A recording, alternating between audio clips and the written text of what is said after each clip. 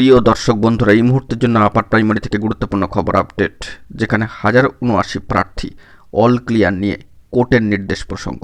অবশ্যই ফেব্রুয়ারিতে কি শেষ হবে, অত্যন্ত গুরুত্বপূর্ণ আর্জেন্ট ভিত্তিতে এই খবর আপডেটটি উঠে আসছে, তাই আর্জেন্ট ভিত্তিতে এই খবর আপডেটটি আপনাদের জন্য তুলে ধরতেই হচ্ছে। ভিডিওটিকে শেষ পর্যন্ত ওয়াচ করবেন, কোনোভাবে স্কিপ করবেন না, চ্যানেলটিকে সাবস্ক্রাইব করে সঙ্গে থাকবেন। চলুন কথাবার্তা না বাড়িয়ে মূল টপিকে ফোকাস করি।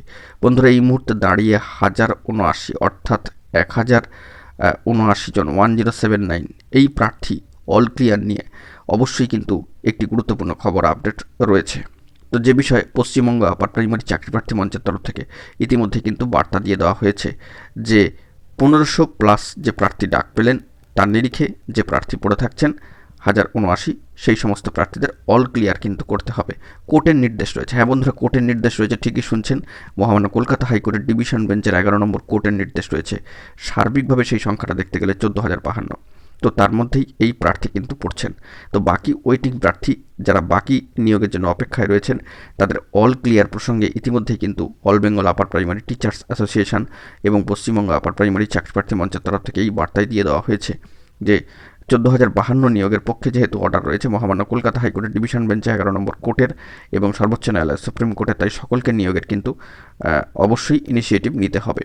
যদি 4th 5th কাউন্সেলিং করতে হয় তাও কিন্তু করতে হবে, সে বিষয়ে তারা ইতিমধ্যেই বার্তা দিয়েছেন।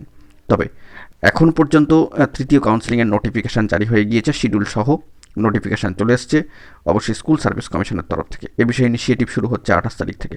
তো যদি 28 তারিখের এই 4টি ডেটে এই কার্যক্রম সম্পন্ন হয়ে যায়, তবে ফেব্রুয়ারি মাসে এই প্রসিডিওর শুরু হতেই পারে, সেরকমও কিন্তু সম্ভাবনা থাকবে। অবশ্যই এই বিষয়ে মঞ্চের তরফ থেকে অবশ্যই এই বিষয়ে উদ্যোগ নিয়ে কমিউনিকেট করা হবে স্কুল সার্ভিস কমিশনের সাথে, এবং তারপরেই কিন্তু সমস্ত বিষয়টি স্পষ্ট হবে। তবে কোর্টের কিন্তু নির্দেশ রয়েছে সার্বিকভাবে 14,052 নিয়োগের পক্ষে।